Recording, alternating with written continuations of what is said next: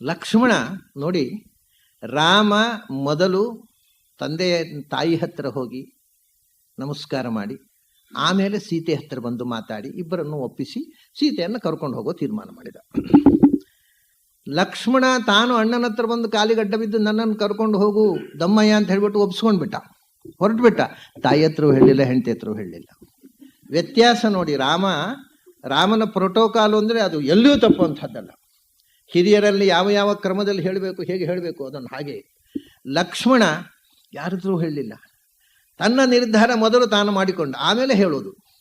ತಾನು ಹೋಗುವುದನ್ನು ತೀರ್ಮಾನ ಮಾಡಿ ರಾಮನನ್ನು ಒಪ್ಪಿಸಿಕೊಂಡ ಮೇಲೆ ತಾಯಿ ಹತ್ತಿರ ಹೋಗ್ತಾರೆ. ನೋಡಿ, ಇವಾಗ ನಮಗೆ ಕೌಸಲ್ಯೆಯ ದೌರ್ಬಲ್ಯಗಳು ಅಥವಾ ಆಕೆಯ ಒಳ್ಳೆತನ ಗೊತ್ತಿದೆ, ಕೈಕೇಯಿಯ ಹಠಮಾರಿತನ ಅದನ್ನು ನೋಡಿದ್ದೇವೆ. ಸುಮಿತ್ರೆ ಬಗ್ಗೆ ನಮಗೆ ಇಷ್ಟರವರೆಗೂ ಏನೂ ಹೇಳಲಿಲ್ಲ ವಾಲ್ಮೀಕಿ. ನಾನು ಒಂದು ಮಾತು ಹೇಳಿದ್ದೆ, ಎರಡು ಅರಸು ಮನೆತನದ ಹೆಣ್ಮಕ್ಕಳು ಇವರ ಇಗೋವನ್ನು ಪ್ಯಾಸಿಫೈ ಮಾಡಲಿಕ್ಕೆ ಒಬ್ಬಳು ಸಾಮಾನ್ಯ ಹೆಂಗಸು ಸುಮಿತ್ರೆ ಬಂದು ಮನೆಯಲ್ಲಿ ಸಾಮರಸ್ಯ ತಂದಳು ಅಂತ. ಇವರಿಬ್ಬರು ಕೌಸಲ್ಯ ಮತ್ತು ಕೈಕೇಯಿ ಅರಸು ಮನೆತನದ ಹೆಗ್ಗಳಿಕೆಯಿಂದ ಜಗಳಾಡಿಕೊಂಡಾಗ ರಾಜಿ ಮಾಡ್ತಾ ಇದ್ದವಳು, ಮನೆಯಲ್ಲಿ ಸಾಮರಸ್ಯ ತರ್ತಾ ಇದ್ದವಳು ಸುಮಿತ್ರೆ. ಅವಳ ಸೌಭಾಗ್ಯ ದೊಡ್ಡದು, ಅವಳಿಗೆ ಅಂಥದೇ ಮಗ ಹುಟ್ಟಿದ, ಅಂಥದೇ ಸೊಸೆ ಸಿಕ್ಕಿದಳು. ಎಲ್ಲಿ ಜಗಳ ಆದರೂ ರಾಜಿ ಮಾಡಲಿಕ್ಕೆ ಅತ್ತೆ ಸೊಸೆ ಸುಮಿತ್ರೆ ಮತ್ತು ಊರ್ಮಿಳೆ. ಲಕ್ಷ್ಮಣ ಮತ್ತೆ ಅಣ್ಣನ ಹತ್ರ ಒಪ್ಪಿಗೆ ಪಡೆದು ತಾಯಿ ಹತ್ರ ಹೋದ. ಅಮ್ಮ, ನಾನು ಅಣ್ಣನ ಜೊತೆಗೆ ಕಾಡಿಗೆ ಹೋಗೋದು ಅಂತ ತೀರ್ಮಾನ ಮಾಡಿದ್ದೇನೆ, ನೀನು ಏನು ಹೇಳಬಾರ್ದು, ಆಶೀರ್ವಾದ ಮಾಡಿ ಕಳಿಸ್ಕೊಡು. ಹೋಗಲಿ ಅಂತ ಕೇಳಲಿಕ್ಕೆ ಬಂದದ್ದಲ್ಲ ನಾನು ಹೋಗಲಿ ಅಂತ ಕೇಳಲಿಕ್ಕೆ ಬಂದದ್ದಲ್ಲ, ಹೋಗ್ತೇನೆ ಅಂತ ತೀರ್ಮಾನ ಮಾಡಿ ಆಗಿದೆ, ನೀನು ದಯವಿಟ್ಟು ನನ್ನನ್ನು ಆಶೀರ್ವಾದ ಮಾಡಿ ಕಳಿಸಿಕೊಡು ಅಂತ. ಸೃಷ್ಟಸ್ತು ವನವಾಸಾಯ, ನೀನು ಅಣ್ಣನ ರಕ್ಷಣೆಗೋಸ್ಕರವೇ ಹುಟ್ಟಿದ ಮಗ ಅಪ್ಪ, ಒಳ್ಳೆ ಕೆಲಸ, ಹೋಗಿ ಬಾ, ಸಂತೋಷವಾಗಿ ಹರಿಸ್ತೇನೆ, ಹೋಗಿ ಬಾ, ನೀನು ಒಬ್ಬನೇ ಹೋಗಿ ಬಾ. ಯಾಕೆ ಅಂದರೆ ನೀನು ಅಣ್ಣನ ಯೋಗಕ್ಷೇಮ ನೋಡ್ಲಿಕ್ಕೆ ಹೋಗುವುದು, ವಿಹಾರಕ್ಕೆ ಹೋಗೋದಲ್ಲ, ಹೆಂಡತಿಯನ್ನು ಕಟ್ಟಿಕೊಂಡು ಹೋಗ್ಲಿಕ್ಕೆ. ಅದನ್ನು ನೀನು ಒಬ್ಬನೇ ಹೋಗಿ ಬಾ ಅಂತ ಅಂದ್ಬಿಟ್ಟು. ಏನು ತಾಯಿ, ಕೌಸಲ್ಯ ಹಠ ಮಾಡಲಿಲ್ಲ, ನಾ ಬರ್ತೀನಿ, ನಾನೇನು ಮಾಡ್ಬೇಕು ಇಲ್ಲಿ ಇದ್ದುಕೊಂಡು, ನಾನು ಬರ್ತೀನಿ, ನನ್ನನ್ನು ಕರ್ಕೊಂಡು ಹೋಗುವಂತ ಅವಳ ಬಾಯಲ್ಲಿ ಬರ್ಬೋದಿತ್ತಲ್ಲ. ಕೌಸಲ್ಯ ಮಾತಾಡಿದ್ಲು ರಾಮನ ಹತ್ರ, ನಾನು ಬರ್ತೀನಿ, ನಾನು ನಿಮಗೆಲ್ಲ ಅಡುಗೆ ಮಾಡ್ತಾ ಇರ್ತೀನಿ, ಅಲ್ಲಿ ನನಗೇನು ಕೆಲಸ ಇಲ್ಲ, ಅಡುಗೆ ಮಾಡಿ ಹಾಕ್ತೀನಿ, ನಾನು ಕರ್ಕೊಂಡು ಹೋಗು, ನನಗೆ ಇಲ್ಲಿ ಇರೋಲ್ಲ ಅಂತ ಹೇಳ್ಬೋದಿತ್ತು. ಅವಳು ಹೇಳ್ತಾಳೆ, ನೀನು ಅಣ್ಣನ ಸೇವೆಗೆ ಹೋಗುವವನು, ನಿನಗೆ ಇನ್ನೊಬ್ಬರು ಬಂದು ತೊಂದರೆ ಕೊಡಬಾರ್ದು, ನಾನಾಗಲಿ ನಿನ್ನ ಹೆಂಡತಿ ಆಗಲಿ, ಹೋಗಿ ಬಾ, ನಿನಗೋಸ್ಕರ ನಾವು ಇಲ್ಲಿ ಕಾಯ್ತೇವೆ ಅಂತ ಹೇಳಿಬಿಟ್ರು. 14 ವರ್ಷ, ಅಸಾಧಾರಣವಾದ ವ್ಯಕ್ತಿತ್ವ ಅವಳದ್ದು. ಹೋಗಿ ಬಾ. ರಾಮಂ ದಶರಥಂ ವಿದ್ಧಿ, ಬಹಳ ಪ್ರಸಿದ್ಧವಾದ ಶ್ಲೋಕ ಇದು, ಅವಳೇ ಹೇಳಿದ್ದಾಗ. ಮಾಂ ವಿದ್ಧಿ ಜನಕಾತ್ಮಜಾಂ ಅಯೋಧ್ಯಾಂ ಅಟವೀಂ ವಿದ್ಧಿ ಗಚ್ಚತಾತ ಯಥಾ ಸುಖಂ. ಸಂತೋಷವಾಗಿ ಹೋಗಿ ಬಾ ಅಂತ. ಚೂರು ಗೊಣಗಲಿಲ್ಲ, ನಿನಗೊಂದು ಚೂರು ತಾಯಿಯನ್ನು ಎಣಿಸೋದಿಲ್ವಾ, ತಾಯಿ ಬಿಟ್ಟು ಹೋಗಬೇಕು ಅಂತ ಅನಿಸೋದಿಲ್ವಾ ಅಂತ ಏನೇನೂ ಕೇಳಲಿಲ್ಲ. ನೀನು ಅಣ್ಣನ ಸೇವೆಗೋಸ್ಕರ ಹುಟ್ಟಿದ ತಮ್ಮ, ಹೋಗಿ ಬಾ, ಸಂತೋಷವಾಗಿ ಹೋಗಿ ಬಾ. ಹೋದಾಗ ಇಲ್ಲ, ಅಪ್ಪನನ್ನು ಕಳ್ಕೊಂಡೆ, ಅಮ್ಮನನ್ನು ಕಳ್ಕೊಂಡೆ, ಅಯೋಧ್ಯೆಯನ್ನು ಕಳ್ಕೊಂಡೆ, ನಾನು ಕಾಡು ಪಾಲಾದೆ ಅಂತ ಯೋಚಿಸಬೇಡ ಅಂತಾಳೆ. ಮತ್ತೆ ಯಾಕೆ, ನೀನು ಅಪ್ಪ ಇಲ್ಲ ಅಂತ ತಿಳ್ಕೊಬೇಡ, ಅಮ್ಮ ಇಲ್ಲ ಕಾಡಿನಲ್ಲಿ ತಿಳ್ಕೊಬೇಡ, ನಿನಗೆ ಅಪ್ಪ ಅಮ್ಮ ಕಾಡಿನಲ್ಲೂ ಇದ್ದಾರೆ. ಯಾರು? ರಾಮನೇ ನಿನ್ನ ತಂದೆ, ಸೀತೆಯೇ ನಿನ್ನ ತಾಯಿ. ಅವ್ರು ಬರೀ ಅಣ್ಣ ಅತ್ತಿಗೆ ಅಲ್ಲ, ತಂದೆ ತಾಯಿ ಅಂತ ತಿಳ್ಕೊ, ಹೋಗಿ ಬಾ. ಒಂದೊಂದು ಕ್ಯಾರೆಕ್ಟರ್, ಒಂದೊಂದು ಇದು ಇಡೀ ಸುಮಿತ್ರೆಯ ಕ್ಯಾರೆಕ್ಟರನ್ನ ಈ ಒಂದು ಶ್ಲೋಕ ಹೇಳುತ್ತೆ, ಇನ್ನೇನು ಕಥೆ ಬೇಡ. ಆ ಹೆಣ್ಮಗಳ ಮನೋವೃತ್ತಿ ಅಂತದ್ದು, ಏನು ಉದಾತ್ತವಾದ ಪಾತ್ರ ಅದು. ಅವಳು ಹೇಳ್ತಾಳೆ, ರಾಮನಲ್ಲಿ ದಶರಥನನ್ನು ನೋಡು, ಮಾಂ ವಿದ್ಧಿ ಜನಕಾತ್ಮಜಾಂ, ಸೀತೆಯಲ್ಲಿ ನನ್ನನ್ನು ನೋಡು, ಮತ್ತೆ ಅಯೋಧ್ಯಾಂ ಅಟವೀಂ ವಿದ್ಧಿ ಅಂತಾಳೆ. ಅಯೋಧ್ಯೆ ಇಲ್ಲ ಅಂತ ತಿಳ್ಕೋಬೇಡ, ರಾಮ ಎಲ್ಲಿದ್ದಾನೋ ಅದು ಅಯೋಧ್ಯೆ. ಈಗ ಕಾಡು ಅಯೋಧ್ಯೆ ಆಯಿತು, ಅಯೋಧ್ಯೆ ಕಾಡಾಯಿತು, ಹೋಗು. ಅಯೋಧ್ಯೆ ಕಾಡು, ಇನ್ನು ರಾಮನಿಲ್ಲದ ಅಯೋಧ್ಯೆ ಕಾಡು. ಅಯೋಧ್ಯಾಂ ಅಟವೀಂ ವಿದ್ಧಿ ಅಂತ, ಈ ಅಯೋಧ್ಯೆ ಕಾಡಪ್ಪ, ಕಾಡೇ ಅಯೋಧ್ಯೆ. ಮುಂದೆ ಇನ್ನೊಂದು ಸ್ವಾರಸ್ಯ ಇದೆ. ಇದರಲ್ಲಿ ಕೂಡ ಒಂದು ಅಧ್ಯಾತ್ಮದ ಮಾತಿದೆ. ಅಯೋಧ್ಯ ಅನ್ನತಕ್ಕಂಥ ಶಬ್ದ ಉಪನಿಷತ್ತುಗಳಲ್ಲಿ ಬರುತ್ತೆ. ಅಯೋಧ್ಯ ಅಂದರೆ ವೈಕುಂಠ ಅಂತ ಅರ್ಥ. ಉಪನಿಷತ್ನಲ್ಲಿ ಅಯೋಧ್ಯ ಅಂತ ಅಂದರೆ ಯುದ್ಧದಿಂದ ಗೆಲ್ಲಿಕ್ಕಾಗದ ಒಂದು ಲೋಕ. ಅದು ಸಾಧನೆಯಿಂದ ಭಗವಂತನನ್ನು ಒಲಿಸಿಯೇ ಪಡೆಯಬೇಕಾದ್ದು, ಬಲದಿಂದ ತಾಕತ್ತಿನಿಂದ ಪಡೆಯಲಿಕ್ಕಾಗದ ಲೋಕ ಅಯೋಧ್ಯ. ಅಂದರೆ ಅದನ್ನು ಮುಕ್ತಿ ಲೋಕ, ವೈಕುಂಠವನ್ನು ಅಯೋಧ್ಯ ಅಂತ ಹೇಳ್ತಾರೆ. ಎಲ್ಲಿ ಸೀತಾರಾಮರಿದ್ದಾರೋ ಅದೇ ವೈಕುಂಠವಪ್ಪ. ಅಯೋಧ್ಯಾಂ ಅಟವೀಂ ವಿಧಿ, ಕಾಡಲ್ಲ ಅದು ವೈಕುಂಠ. ಯಾಕೆಂದರೆ ಅಲ್ಲಿ ಲಕ್ಷ್ಮೀನಾರಾಯಣರಿದ್ದಾರೆ. ಯಾಕೆ ಮಾಂ ವಿಧಿ ಜನಕಾತ್ಮಜಾಂ, ಇದ್ದಿರಾ ಲೋಕಮಾತಾ ಮಾ ಅಂದರೆ ರಮ, ಜನಕಾತ್ಮಜಾಂ ಮಾಂ ವಿಧಿ, ಸೀತೆಯೇ ಲಕ್ಷ್ಮಿ. ಮತ್ತೆ ದಶರಥಂ ರಾಮಂ ವಿಧಿ, ರಾಮ ಯಾರು? ದಶರಥ. ದಶರಥ ಅಂದರೆ ಲೋಕದ ಅರ್ಥದಲ್ಲಿ ರಾಮನೇ ನಿನಗೆ ತಂದೆ ಅಂತ ತಿಳ್ಕೊ ಅಂತ. ದಶ ಅಂದರೆ ಆನಂದವನ್ನು ಕೊಡ್ತಕ್ಕವ ಅಂತ ಅರ್ಥ. ದ ಅಂದರೆ ಕೊಡುವವನು, ಶ ಅಂದರೆ ಆನಂದ. ದಶ ಅಂದರೆ ಆನಂದವನ್ನು ಕೊಡ್ತಕ್ಕವ. ಯಾವುದರಿಂದ? ಜ್ಞಾನದ ಅಧ್ಯಯನದಿಂದ, ಜ್ಞಾನದಿಂದ ಆನಂದವನ್ನು ಕೊಡ್ತಕ್ಕವ. ವೇದಕ್ಕೆ ಪಶು ಅಂತ ಹೆಸರು. ಪಶು ಅಂದರೂ ಹಾಗೆ ಆನಂದವನ್ನು ಕೊಡ್ತಕ್ಕಂಥ. ಶಂ ದದಾತೀತಿ ಶುಹು ಅಂತ, ಆನಂದ ಸಾಧನ ಅಂತ. ಪಾಂತಿ ಶಂ ಸಾಧನಾಶ್ಚೇತಿ ವೇದಾಹ ಪಶವ ಈರಿತಾಹ, ಆನಂದವನ್ನು ಕೊಡತಕ್ಕಂಥವುಗಳು ಪಶುಗಳು ಅಂದರೆ ವೇದಗಳು. ಇದು ಶಾಸ್ತ್ರದ ಸಂಕೇತ. ಆ ವೇದಗಳ ಮೂಲಕ ಆನಂದ ಕೊಡುವವನು ವೇದಮಾನಿಯಾಗಿರ್ತಕ್ಕಂಥ ಗರುಡ ಅನ್ನವನು ದಶ. ಗರುಡನೇ ರಥವಾಗಿ ಉಳ್ಳವ ದಶರಥ ಅಂದರೆ ನಾರಾಯಣ. ರಾಮನೇ ನಾರಾಯಣ ಅಪ್ಪ, ಸೀತೆಯೇ ಲಕ್ಷ್ಮಿ, ಅಯೋಧ್ಯೆಯೇ ವೈಕುಂಠ. ಇನ್ನೇನು ಬೇಕು ನಿನಗೆ? ನಮಗೆ ಆ ಭಾಗ್ಯ ಇಲ್ಲ. ನಿನಗೆ ಭಗವಂತನ ಸಾನ್ನಿಧ್ಯ ಸಿಕ್ಕಿತು, ವೈಕುಂಠ ಸುಖ ಸಿಕ್ಕಿತು, ಸಂತೋಷವಾಗಿ ಹೋಗಿ ಬಾ ಅಂತ. ರಾಮಂ ದಶರಥಂ ವಿಧಿ ಅಂದರೆ ಇದು ಫಿಲಸಾಫಿಕಲ್ ಮೀನಿಂಗ್, ಅದರಲ್ಲಿ ಇರತಕ್ಕಂಥ ಸ್ಪಿರಿಚುವಲ್ ಮೀನಿಂಗ್. ಮೇಲು ನೋಟಕ್ಕೆ ನಿನ್ನ ತಂದೆ ತಾಯಿ ನಿನ್ನ ಜೊತೆಗೆ ಇದ್ದಾರೆ. ಯಾಕೆಂದ್ರೆ ಸೀತಾರಾಮರೇ ನಿನಗೆ ತಂದೆ ತಾಯಿ. ಅಯೋಧ್ಯಾಂ ಅಟವೀಂ ವಿಧಿ ಗಚ್ಚ ತಾತ ಯಥಾ ಸುಖಂ, ಸಂತೋಷವಾಗಿ ಹೋಗಿ ಬಾ ಅಂತ ಕಳಿಸ. ಇಷ್ಟಾಗುವಾಗ ಲಕ್ಷ್ಮಣ ವಾಲ್ಮೀಕಿಯ ಬಗ್ಗೆ ಇರತಕ್ಕಂಥ ದೊಡ್ಡ ಆಕ್ಷೇಪ ಇದು. ರವೀಂದ್ರನಾಥ್ ಟ್ಯಾಗೋರು ನಿನ್ನೆ ನಮ್ಮ ಹಿರಿಯರೊಬ್ಬರು ಹೇಳ್ತಾ ಇದ್ರು, ರವೀಂದ್ರನಾಥ್ ಟ್ಯಾಗೋರರು ವಾಲ್ಮೀಕಿ ಬಗ್ಗೆ ಒಂದು ಆಕ್ಷೇಪ ಮಾಡಿದ್ದಾರೆ. ವಾಲ್ಮೀಕಿ ಇಷ್ಟು ನಿರ್ದಯಿ ಆಗಬಾರದಿತ್ತು. ಯಾಕೆಂದರೆ ಗಂಡ ಗಾಡಿಗೆ ಹೋಗಿದ್ದಾನೆ, ಹೆಂಡತಿಯ ಪ್ರತಿಕ್ರಿಯೆಯನ್ನು ಊರ್ಮಿಳೆ ಬಗ್ಗೆ ಒಂದು ಮಾತಾದರೂ ಹೇಳಬಾರ್ದ? 24,000 ಶ್ಲೋಕ ಬರೆದವರಿಗೆ ಊರ್ಮಿಳೆ ಬಗ್ಗೆ ಬರೀಲಿಕ್ಕೆ ಒಂದು ಶ್ಲೋಕವೂ ಬರಿಬೇಕು ಅಂತ ಅನಿಸ್ಲಿಲ್ವಾ? ಊರ್ಮಿಳೆ ಬಗ್ಗೆ ಇಷ್ಟು ನಿಷ್ಠುರರಾಗಬಾರ್ದಿತ್ತು ವಾಲ್ಮೀಕಿಗಳು ಅಂತ ರವೀಂದ್ರನಾಥ್ ಟ್ಯಾಗೋರ್ ಹೇಳ್ತಾರೆ. ನಮಗೂ ಹಾಗೆ ಅನಿಸುತ್ತೆ ಒಮ್ಮೊಮ್ಮೆ, ಊರ್ಮಿಳೆ ಬಗ್ಗೆ ಏನು ಹೇಳಲಿಲ್ಲಲ್ಲ ಅಂತ. ಆದರೆ ತಮಾಷೆ ಏನು ಗೊತ್ತುಂಟ? ಈ ಮಾತು ಒಂದು ಸಂಗತಿ ಏನು ಅಂದರೆ, ವಾಲ್ಮೀಕಿಯನ್ನು ನಾನು ಅನೇಕ ಬಾರಿ ಹೇಳಿದ್ದೆ, ವಾಲ್ಮೀಕಿಯನ್ನು ಅರ್ಥ ಮಾಡಬೇಕಾಗಿದ್ದರೆ ವಾಲ್ಮೀಕಿಯ ಮಾತನ್ನು ಮಾತ್ರ ಅರ್ಥ ಮಾಡಿಕೊಂಡ್ರೆ ಸಾಲದು. ಎಲ್ಲ ದೊಡ್ಡವರ ಮಾತು ಹೀಗೆ. ದೊಡ್ಡವರ ಮಾತಿಗಿಂತ ಹೆಚ್ಚು ದೊಡ್ಡವರ ಮೌನಕ್ಕೆ ಅರ್ಥವಿದೆ. ದೊಡ್ಡವರ ಮೌನವನ್ನು ಓದಬಲ್ಲವನು ಮಾತ್ರವೇ ನಿಜವಾಗಿ ದೊಡ್ಡವರನ್ನು ಅರ್ಥ ಮಾಡಿಕೊಳ್ತಾನೆ. ಅವರೇನು ಹೇಳಲಿಲ್ಲ, ನನಗೆ ಗೊತ್ತು ಅಂದರೆ ಇವನಿಗೆ ಉಪಯೋಗವಿಲ್ಲ ಅವನು. ದೊಡ್ಡವರ ಮಾತಿಗಿಂತ ದೊಡ್ಡವರು ಬಹಳ ಮೌನದಿಂದ ಹೆಚ್ಚು ಮಾತಾಡ್ತಾರೆ. ಮಾತು ಕಮ್ಮಿ. ಯಾವಾಗಲೂ ದೊಡ್ಡವರು ತಿಳುವಳಿಕಸ್ಥರು ಹೆಚ್ಚು ಮಾತಾಡೋದಿಲ್ಲ. ಬಾಯಿ ಬಡಬಡಿಸುವುದು ತಿಳುವಳಿಕೆ ಇಲ್ಲದೇ ಇದ್ದವರು, ತಿಳುವಳಿಕೆ ಇಲ್ಲದವರು ಮೌನದಿಂದ ನುಂಗಿ ಮಾತಾಡ್ತಾರೆ. ಆ ಮೌನವನ್ನು ವಾಲ್ಮೀಕಿ ಬಹಳ ಕಡೆ ಬಳಸಿದ್ದಾರೆ. ಅವರಿಗೆ ತುಂಬ ಹೃದಯ ಸ್ಪರ್ಶಿಯಾದ ಘಟನೆಯನ್ನು ಹೇಳದೇ ಬಿಡ್ತಾರೆ ಮೌನ. ಏಕೆಂದರೆ ಅದು ನೋವು, ಹೃದಯದ ವೇದನೆಯನ್ನು ಮೌನದಿಂದ ಹೇಳಿಬಿಡ್ತಾರೆ. ಹಾಗಾಗಿ ಇದರ ಅರ್ಥ ಏನು ಅಂದರೆ, ಎಂಥ ಅತ್ತೆಯೋ ಅಂಥ ಸೊಸೆ. ಯಾವಾಗ ಸುಮಿತ್ರೆ ಹೋಗಿ ಬಾ ಅಂದ್ಲು, ಒಟ್ಟಿಗೆ ಅತ್ತೆಯ ಜೊತೆಗೆ ಸೊಸೆ ಇದ್ಲು.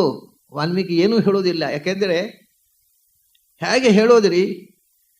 ಖಂಡಿತವಾಗಿ ಊರ್ಮಿಳೆ ಹಠ ಹಿಡಿಬೋದಿತ್ತು. ನನ್ನ ಅಕ್ಕನನ್ನು ಕರ್ಕೊಂಡು ಹೋಗ್ತಾ ಇದ್ದಾರೆ ಬಾವ, ನೀವು ಯಾಕೆ ಬಿಟ್ಟು ಹೋಗೋದು ಅಂತ ಕೇಳ್ಬೋದಲ್ಲ. ಅಕ್ಕ ಕಾಸ ಅಕ್ಕ, ಇವಳು ಭೂಮಿಜೆ, ಇವಳು ಹೊಟ್ಟೆಯಿಂದ ಹುಟ್ಟಿದ ಮಗಳು ಜನಕನಿಗೆ ಊರ್ಮಿಳೆ. ನನ್ನ ಅಕ್ಕ ಕಾಡಿಗೆ ಹೋಗ್ಬೋದು ಅಂತ ಅಣ್ಣನೊಟ್ಟಿಗೆ. ಅಕ್ಕ ಕಾಡಿಗೆ ಹೋಗ್ಬೇಕು ಅಂತ ಹೇಳಿದ್ದಾರ ಕೈಕೇಯಿ? ಇಲ್ಲಲ್ಲ, ರಾಮ ಕಾಡಿಗೆ ಹೋಗ್ಬೇಕು ಅಂತ ಅವನು ಹೆಂಡತಿ ಜೊತೆ ಹೋಗ್ತಾ ಇದ್ದಾನೆ. ನೀವು ಹೋಗೋದು ನನ್ನ ಕರ್ಕೊಂಡು ಹೋಗಿ. ಹಠ ಹಿಡಿದಿದ್ರೆ ಲಕ್ಷ್ಮಣನಿಗೆ ಏನೂ ಮಾಡ್ಲಿಕ್ಕೆ ಆಗ್ತಿರ್ಲಿಲ್ಲ, ಕರ್ಕೊಂಡು ಹೋಗಲೇಬೇಕಿತ್ತು. ಇದು ನೀವು ಮೌನದಿಂದ ಅರ್ಥ ಮಾಡಿಕೊಳ್ಳಬೇಕಾದ ಸಂಗತಿ. ಎಲ್ಲಿಯಾದರೂ ಊರ್ಮಿಳೆ ಹಠ ಹಿಡಿದಿದ್ರೆ ಲಕ್ಷ್ಮಣ ಅಸಹಾಯ ಆಗ್ತಿದ್ದ. ಸುಮಿತ್ರೆ ಹಠ ಹಿಡಿದರೂ ಕೂಡ, ಸುಮಿತ್ರೆ ಹಠ ಹಿಡಿಲೇ ಇಲ್ಲ. ಗಚ್ಚತಾತ ಯಥಾ ಸುಖಂ, ನಿನಗೆ ಕಾಡಿನಲ್ಲಿ ವೈಕುಂಠ ಸುಖ ಅದು ಲಕ್ಷ್ಮೀನಾರಾಯಣರ ಸನ್ನಿಧಾನ, ಹೋಗಿ ಬಾ ಮಗು ಅಂದ್ಲು. ಅದೇ ಮಾತನ್ನು ಸೊಸೆ ಕೂಡ ಹೇಳಿದ್ಲು. ನಿಜವಾಗಿ ನೋಡಿ, ಒಂದು ಸರ್ತಿ ನಮಗನ್ಸುತ್ತೆ ಸೀತೆಗಿಂತಲೂ ಊರ್ಮಿಳೆ ಗ್ರೇಟ್ ಏನೋ ಅಂತ. ಭರತ ಶತ್ರುಘ್ನರಿಗೆ ಅವರು ಗಂಡ ಹೆಣ್ಣಿದ್ರು ಜೊತೆಯಾಗೇ ಇದ್ದರು, ತಾಪಸ ವೇಷದಿಂದ ಇದ್ದರು, ರಾಜ್ಯ ಸುಖವನ್ನು ಅನುಭವಿಸಲಿಲ್ಲ, ಆದರೂ ಗಂಡಂದಿರ ಜೊತೆಗೆ ಇದ್ದರು. ಸೀತೆಯೂ ಗಂಡನ ಜೊತೆಗೆ ಹೋದಳು. ಸೀತೆಗಿಂತಲೂ ವಯಸ್ಸಿನಲ್ಲಿ ಚಿಕ್ಕವಳಾದ, ಇನ್ನೂ ಸುಮಾರು 17-18 ವರ್ಷ, ಟೀನೇಜ್ನಲ್ಲಿ ಇರತಕ್ಕಂಥ ಇವಳು ಟೀನೇಜೇ, ಸೀತೆ ಕೂಡ 19 ವರ್ಷ ಅವಳಿಗೆ. ಆವಾಗ ಅಂದ್ರೆ ಇನ್ನೂ ಟೀನೇಜ್ ದಾಟಬೇಕಾದ್ರೆ ಇನ್ನೂ 1 ವರ್ಷ ಹೋಗಬೇಕು. 19, ಇವಳು 18ರವಳು. ಈ 17-18 ವರ್ಷ ವಯಸ್ಸಿನಲ್ಲಿ ಹೆಣ್ಣು ಗಂಡನನ್ನು ಬಿಟ್ಟು ಇರಬೇಕು ಅಂದರೆ ಏನು ಭಯಾನಕರಿ ಅದು. ಆ ತ್ಯಾಗ ಎಂಥದ್ದು. ಕನಿಷ್ಠ ಅಕ್ಕನ ಹಾಗೆ ನನ್ನನ್ನು ಕರ್ಕೊಂಡೋಗಿ ಅಂತ ಹೇಳಿದ್ರೆ ಯಾರೂ ತಪ್ಪು ಹೇಳುವಾಗಿಲ್ಲ. ಸೀತೆಯು ನಿಂತಿದ್ರೆ ಒಂದು ಮಾತು ಬೇರೆ. ಸೀತೆಯನ್ನ ರಾಮಚಂದ್ರ ಕರ್ಕೊಂಡು ಹೋಗಿದ್ದಾನೆ. ಊರ್ಮಿಳೆಯ ಉದ್ದೇಶ ಏನು? ನಮ್ಮ ಯಜಮಾನರು ಅಣ್ಣನ ಸೇವೆ ಮಾಡ್ಲಿಕ್ಕೆ ಹೋಗುವವರು, ನಾನು ಹೋಗಿ ಅವರಿಗೆ ಭಾರ ಆಗಬಾರದು. ಸುಮಿತ್ರ ಏನು ಹೇಳಿದ್ಲೋ ಅದೇ ಮಾತು, ನಿಮಗೋಸ್ಕರ 14 ವರ್ಷ ಕಾಯ್ತೀನಿ, ಹೋಗಿ ಬನ್ನಿ. ಇದು ಸಾಟಿ ಇಲ್ಲದ ತ್ಯಾಗ. ಅದರಿಂದ ವಾಲ್ಮೀಕಿಗಳಿಗೆ ಅದನ್ನು ಹೊಗಳಲಿಕ್ಕೆ ಶಬ್ದವೇ ಸಿಗಲಿಲ್ಲ, ಬಿಟ್ಬಿಟ್ರು. ಈ ತ್ಯಾಗಕ್ಕೆ ಅವರ 24,000 ಶ್ಲೋಕಗಳಲ್ಲಿ ಎಲ್ಲಿಯೂ ಜಾಗ ಸಿಗಲಿ. ಯಾಕೆ ಅಂದರೆ ಆ ತ್ಯಾಗವನ್ನು ಅವರ ಮನಸ್ಸಿನಲ್ಲಿ ಅಷ್ಟು ತುಂಬಿಸಿಕೊಂಡಿದ್ದರು. ಅದನ್ನು ಯಾವ ಶಬ್ದದಿಂದ ಹೇಳುವುದು ಅಂತ ತೋಚದೆ ಬಿಟ್ರೇನು ಅಂತ ಅನಿಸುತ್ತೆ. ಅದಕ್ಕೆ ಯಾವ ಶಬ್ದವೂ ಸಾಲದು. ಹಾಗಾಗಿ ನೋಡಿ, ಲಕ್ಷ್ಮಣನಿಗೆ ನಿರಾತಂಕ. ಸುಮಿತ್ರ ಹೋಗಿ ಬಾ ಅಂದ್ಲು. ಲಕ್ಷ್ಮಣ ಹೆಂಡತಿ ಹತ್ರ ಹೋದ, ಚರ್ಚೆ ಮಾಡಿದ, ಏನು ಆ ವಿಷಯವೇ ಹೇಳೋದಿಲ್ಲ. ಆದರೆ ಹೋಗಿರ್ತಾನೆ ಅನ್ನೋದು ಖಂಡಿತವಾ? ಇಷ್ಟೇ ವಿಷಯ. ಇದು ಲಾಜಿಕಲ್ ಕನ್ಕ್ಲೂಷನ್.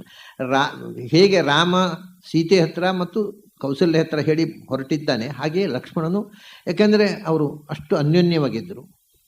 ತಾಯಿ ಹತ್ರ ನಮಸ್ಕಾರ ಮಾಡಿ ಹೊರಟ ಮೇಲೆ ಹೆಂಡತಿ ಹತ್ರ ಹೇಳಲಿಕ್ಕೆ ಹೋಗಿರ್ತಾನೆ. ಆದರೆ ಅದನ್ನು ವಾಲ್ಮೀಕಿ ಹೇಳುವುದಿಲ್ಲ. ಯಾಕೆಂದರೆ ತಾಯಿ ಏನಂದಳೋ ಅದೇ ಮಾತು ಹೆಂಡತಿಯು ಅಂದು.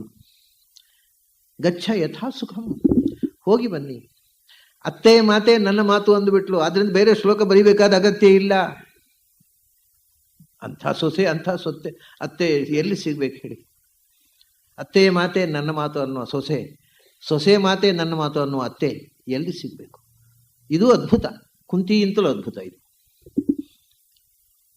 ಅಂಥ ನಿಮಗೆ ಸುಮಿತ್ರೆಯನ್ನು ಪ್ರಾಯ ಇನ್ನೇನು ಮುಂದೆ ಎಲ್ಲಿಯೂ ಸುಮಿತ್ರೆ ಬರೋಲ್ಲ. ಸುಮಿತ್ರೆಯ ಕ್ಯಾರೆಕ್ಟರು ಈ ಒಂದು ಶ್ಲೋಕದಲ್ಲಿ ಅಚ್ಚೊತ್ತಿ ಬಿಟ್ಟಿದೆ. ಊರ್ಮಿಳೆಯನ್ನು ಮೌನದಿಂದ ಹೇಳಿದರು, ಸುಮಿತ್ರೆಯನ್ನು ಒಂದು ಶ್ಲೋಕದಲ್ಲಿ ಹೇಳಿದರು ವಾಲ್ಮೀಕಿ. ಇನ್ನೆಲ್ಲೂ ಏನೂ ಬರೋಲ್ಲ ಇವ್ರ ಬಗ್ಗೆ. ಆದರೆ ಈ ಎರಡೂ ಅದ್ಭುತ. ಇಬ್ಬರು ಹೆಣ್ಮಕ್ಕಳು ಕೂಡ ಊಹೆ ಮಾಡಲಾರದಷ್ಟು ಎತ್ತರದವರು, ನಮಗೆ ಕಲ್ಪಿಸಲಿಕ್ಕೂ ಸಾಧ್ಯ ಇಲ್ಲ. ಈ ರೀತಿ ಒಬ್ಬ ಹೆಣ್ಮಗಳು, 18 ವರ್ಷದ ಹುಡುಗಿ, 14 ವರ್ಷ ನಿಮ್ಮನ್ನು ಬಿಟ್ಟಿರ್ತೇನೆ, ನಾನು ಸಂತೋಷವಾಗಿ ಕಳಿಸಿಕೊಡ್ತಾ ಇದ್ದೇನೆ ಹೇಳುವ ಒಬ್ಬ ಹುಡುಗಿ ಇದ್ದಾಳೆ ಅಂದರೆ ಊರ್ಮಿಳೆ ಒಬ್ಬಳೆ ಪ್ರಾಯ, ಇನ್ನೊಬ್ಬಳು ಸಿಗೋದು ಕಷ್ಟ. ಎಲ್ಲ ಆಯಿತು, ಎಲ್ರದ್ದು ಒಪ್ಪಿಗೆ ಆಯ್ತಲ್ಲ. ಈಗ ಲಕ್ಷ್ಮಣನಿಗೂ ತನ್ನ ತಾಯಿಯ ತಂದೆಗೆ ನಮಸ್ಕಾರ ಮಾಡಿದ್ದಾಯಿತು. ತಂದೆ ಕೂಡ ನೀನು ಹೋಗಬೇಡ ಅಂತ ಯಾರೂ ಹೇಳಲಿಲ್ಲ, ತಾಯಿಯೇ ಹೇಳಲಿಲ್ಲ, ಹೆತ್ತ ತಾಯಿ. ದಶರಥ ಹೇಳಿದ, ರಾಮನ ಜೊತೆಗೆ ನೀನು ಪುಣ್ಯವಂತ ಅಪ್ಪ, ನೀನು ಭಾಗ್ಯವಂತ, ಹೋಗಿ ಬಾ. ರಾಮನ ಜೊತೆಗೆ 14 ವರ್ಷ ನೀನಾದರೂ ಇರು, ನಮಗೆ ಆ ಭಾಗ್ಯ ಇಲ್ಲ. ಎಲ್ಲರೂ ಕಳಿಸಿಕೊಟ್ರು. ಆಯಿತು, ಕಳಿಸಿಕೊಟ್ಟು ಹೊರಟ. ಸುಮಂತ್ರನ ಕೈಯಲ್ಲಿ ಕಾಡಿಗೆ ಬಿಟ್ಟು ಬಾ ಇವರನ್ನ ಅಂತ ದಶರಥ ಹೇಳ್ತಾನೆ. ಸುಮಂತ್ರ ಗಾಡಿಯಲ್ಲಿ ಕುಡಿಸಿಕೊಂಡು ಕರ್ಕೊಂಡು ಹೋಗ್ತಾನೆ. ಮೊದಲು ದಶರಥನ ಆಜ್ಞೆ ಏನಿತ್ತು ಅಂದರೆ, ಬೇಕಾದಷ್ಟು ಕಾಡಿನಲ್ಲಿ ಬೇಕಾದಷ್ಟು ಬಟ್ಟೆ ಬರೆ, ಆಭರಣ, ಸಾಮಾನು, ಕಾಳು ಬೆಳೆ ಎಲ್ಲ ಗಾಡಿಯಲ್ಲಿ ಸಾಗಿಸಿಬಿಡಿ. ಅರಮನೆಯಲ್ಲಿ ಅವ್ರ ಕಷ್ಟ ಏನು ಸುಖ ಹೋಗಿದೆ ಅದೆಲ್ಲ ಕಾಡಿನಲ್ಲಿ ಅನುಭವಿಸಲಿ ಅಂತ ಹೇಳ್ತಾನೆ. ಕೈಕೇಯಿ ತಡೀತಾಳೆ. ನಾವು ಅವನನ್ನು ಕಾಡಿ ಕಳಿಸಿದ್ದು ಪಿಕ್ನಿಕ್ಕಿಗೆ ಅಲ್ಲ, ಏನನ್ನೂ ಕಳಿಸ್ತಕ್ಕದ್ದಲ್ಲ. ಅರಮನೆಯಲ್ಲಿರತಕ್ಕ ಸರ್ವಸ್ವವೂ ಭರತನಿಗೆ ಸೇರಿದ್ದು, ಅವನಿಗೆ ಸೇರಿದ್ದಲ್ಲ ಅಂತಂದ್ಬಿಡ್ತಾಳೆ. ಆಯಿತು. ಆಮೇಲೆ ಅವಾಗ ಒಂದು ಮಾತು ಹೇಳ್ತಾನೆ, ಸರಿ ಆಯಿತು, ರಾಮ ನಾರುಡೆ ಅವಳೇ ತಂದು ನಾರುಡೆ ಕೊಡ್ತಾಳೆ, ಉಟ್ಕೋ ಅಂತ. ರಾಮನಿಗೆ ಕೈಕೇಯಿಯೇ ತರಿಸಿ ಕೊಡೋದು, ನಾರುಡೆ ಉಟ್ಕೋ ಅಂತ. ಸೀತೆಗೆ ಕೂಡ ತಂದು ಕೊಡ್ತಾಳೆ. ಜನ ಅಲ್ಲಿ ಸಭೆಯಲ್ಲಿ ಸೇರಿದವರೆಲ್ಲ ಚೀತು ಅಂತ ಹೇಳಿದ್ರು. ಸೀತೆಯನ್ನು ಕಾಡಿಗೆ ಹೋಗ್ಬೇಕು ಅಂತ ಏನು ಈಕೆ ಹೊರ ಕೇಳಲಿಲ್ಲ. ಸೀತೆಗೆ ಯಾಕೆ ನಾರಡೆ ಕೊಡ್ತಾಳೆ, ಕೆಟ್ಟ ಹೆಂಗಸು ಅಂತ ಅಲ್ಲಿ ಇದ್ದವರೆಲ್ಲ ಮುಖಕ್ಕೆ ಒಗೆಯುವಂತೆ ಮಾತಾಡಿದ್ರಂತೆ. ಅವಳು ಸೀತೆಗೂ ನಾರಡೆ ತರಿಸಿಕೊಟ್ರು. ಸೀತೆ ಬಹಳ ರೋಚಕವಾದ ಸಂಗತಿ ಎಂದರೆ, ಪಾಪ ನಾರುಡೆಯನ್ನ ಆತನಕ ನೋಡಿಯೂ ಗೊತ್ತಿಲ್ಲ, ಉಟ್ಟು ಗೊತ್ತಿಲ್ಲ. ಧಾವಳಿ ಉಟ್ಟು ಗೊತ್ತಾ ಹೆಣ್ಮಕ್ಳಿಗೆ? ಪಾಪ ಸೀರೆ, ಜರಿ ಸೀರೆ, ಪಟ್ಟೆ ಪೀತಾಂಬರ ಉಟ್ಟವಳು ಅದನ್ನು ಹೆಗಲ ಮೇಲೆ ಹಾಕ್ಕೊಂಡು ಗಂಡನ ಹತ್ರ ಹೋಗಿ ಇದನ್ನು ಹೇಗೆ ಉಡುವುದು ಅಂತ ಕೇಳಿದ್ಲಂತೆ. ಇನ್ನೋಸೆಂಟ್ ಆಗಿ, ತುಂಬ ಇನ್ನೋಸೆಂಟ್ ಆಗಿ, ರಾಮಚಂದ್ರ ಇದನ್ನು ಹೇಗೆ ಉಟ್ಟುಕೊಳ್ಳುವುದು ಅಂತ. ರಾಮಚಂದ್ರ ಅವಳ ಸೀರೆಯ ಮೇಲೆ ಆ ಧಾವಳಿಯನ್ನು ತಾನೇ ಉಡಿಸಿ ಕಳಿಸಿದ. ಹೀಗೆ ಉಟ್ಟುಕೋ ಅಂತ ಹೇಳಿ ಕಳಿಸಿದ. ಉಡ್ಲಿಕ್ಕೂ ಗೊತ್ತಿರಲಿಲ್ಲ, ಅಂಥ ಮುಗ್ಧ ಹೆಂಗಸು. ಒಂದೊಂದು ವಿವರವನ್ನು ಇಷ್ಟು ಚಂದ ಹೇಳ್ತಾರೆ ನೋಡಿ ವಾಲ್ಮೀಕಿ. ಸೀರೆ ಉಡ್ಲಿಕ್ಕೆ ಆಕೆಗೆ ಅರಮನೆಯಲ್ಲಿ ದಾಸೀರು ಉಡಿಸ್ತಾ ಇದ್ದದ್ದು ಪಟ್ಟೆ, ಈ ಧಾವಳಿ ಉಟ್ಟೇ ಗೊತ್ತಿಲ್ಲ ಅವಳಿಗೆ, ಇದನ್ನು ಹೇಗೆ ಉಟ್ಟುಕೊಳ್ಳುವುದು ಅಂತ ಹೇಳಿ ರಾಮಚಂದ್ರ ಸ್ವತಃ ಸಭೆಯಲ್ಲಿ ಅದನ್ನು ಅವಳ ಪಟ್ಟೆ ಪೀತಾಂಬರದ ಮೇಲೆ ಉಡಿಸಿ, ಹೀಗೆ ಉಡ್ಬೇಕಮ್ಮ, ಒಳಗೆ ಹೋಗಿ ಉಟ್ಟುಕೊಂಡು ಬಾ ಅಂತ ಕಳಿಸಿಕೊಟ್ಟ. ಎಲ್ಲರೂ ಧಾವಳಿ ಉಟ್ಟು ಬಂದರು. ಸರಿ, ಕಾಡಿಗೆ ಹೋಗುವಾಗ ದಶರಥ ಆ ಸಂದರ್ಭದಲ್ಲಿ ಮಾತ್ರ ತಡೀಲಿಕ್ಕಾಗುವುದಿಲ್ಲ. ತನ್ನ ಸೊಸೆ ಧಾವಳಿ ಉಟ್ಕೊಂಡು ಹೋಗಬೇಕು, ನಾರುಡೆ ಉಟ್ಕೊಂಡು ಹೋಗಬೇಕು, ಪಟ್ಟೆ ಉಟ್ಕೊಂಡು ಹೋಗಬಾರ್ದು ಅಂತ ಹೇಳಿದಾಗ ಇಲ್ಲ ಅಂದ್ಬಿಟ್ಟ.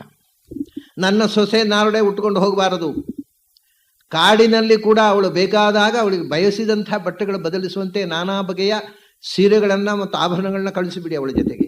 ಅವಳಿಗೇನು ಕಾಡಿಗೆ ಹೋಗಬೇಕು ಅಂತ ವರ ಕೊಡಲಿಲ್ಲ ನಾನು ಅಂತ ಹೇಳಿಬಿಟ್ಟ. ಅವಳೇನು ಕಾಡಿನಲ್ಲಿ ಇರಬೇಕು ನಾನು ವರ ಕೊಟ್ಟದ್ದಲ್ಲ, ಅರಮನೆಯ ಎಲ್ಲ ಆಭರಣಗಳು ಪಟ್ಟೆ ಪೀತಾಂಬರಗಳು ಅವಳ ಜೊತೆಗೆ ಹೋಗಲಿ. ಕಾಡಿನಲ್ಲಿ ಸೀತೆಗೆ ಬೇಕಾದಷ್ಟು ಆಭರಣ, ಇಲ್ಲದಿದ್ದರೆ ಅವಳು ರಾವಣ ಕದ್ಕೊಂಡು ಹೋಗೋ ಆಭರಣವನ್ನು ಕೆಳಗೆ ಹಾಕೋದು.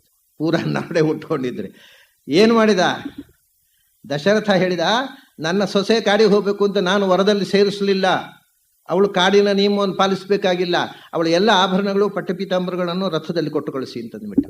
ಮಾತಾಡ್ಲಿಕ್ಕಾಗದೆ ತೆಪ್ಪಗೆ ಕೂತ್ಲು ಕೈಕೇಯಿ. ಹಾಗಾಗಿ ಅವಳ ಬಳಿ ಬೇಕಾದಷ್ಟು ಆಭರಣಗಳು ಪಟ್ಟೆ ಪೀತಾಂಬರಗಳು ಹೋದವು. ಗಾಡಿ ಹೊರಟಾಗ ಇಲ್ಲಿ ಏನಾಗಿದೆ ನೋಡಿ, ಊರಿನ ಜನರ ಪ್ರತಿಕ್ರಿಯೆ. ನಾಹೂ ಎಂತ ಅಗ್ನಿಹೋತ್ರಾಣಿ, ಬಹಳ ವಿಚಿತ್ರ. ಪ್ರತಿಯೊಂದು ಮನೆಯಲ್ಲೂ ಆ ಕಾಲದಲ್ಲಿ ಅಗ್ನಿಹೋತ್ರ ಮಾಡ್ತಿದ್ರು ಬ್ರಾಹ್ಮಣರ ಮನೆಯಲ್ಲಿ. ಯಾವಜ್ಜೀವಂ ಅಗ್ನಿಹೋತ್ರಂ ಜುಹೋತಿ ಅಂತ. ನಾವು ಇವತ್ತು ದೇವರ ಪೂಜೆ ಅಂತ ಕೋಣೆಯಲ್ಲಿ ಹಾಗೆ ಪೀಠದಲ್ಲಿ ಪ್ರತಿಮೆ ಇಟ್ಟು ಪೂಜೆ ಮಾಡ್ತೇವೆ. ಆ ಕಾಲದಲ್ಲಿ ಪ್ರತಿಮಾ ಪೂಜೆಗಿಂತ ಮುಖ್ಯ ಅಗ್ನಿಯಲ್ಲಿ ಪೂಜೆ, ಮುಖ್ಯ ಅಗ್ನಿಯ ಪೂಜೆ. ಅಗ್ನಿಹೋತ್ರ ಆಗಲೇಬೇಕು. ಗೃಹಸ್ಥನಾದವನಿಗೆ ಮನೆಯಲ್ಲಿ ಅಗ್ನಿ 24 ಗಂಟೆ ಅಗ್ನಿ ಉರಿತಾ ಇರಬೇಕು, ಅರ್ಹಪತ್ಯ. ಅದು ನಂದಲಿಕ್ಕಿಲ್ಲ, ಅದರಲ್ಲಿ ಪೂಜೆ ನಡೀಬೇಕು. ಅಗ್ನಿಹೋತ್ರ ಅನ್ನೋದು ವೇದದ ಪ್ರಕಾರ ಯಾವಜ್ಜೀವಂ, ಅವನು ಬದುಕಿರುವಷ್ಟು ಕಾಲವೂ ಅಗ್ನಿಹೋತ್ರ ಮಾಡಬೇಕು.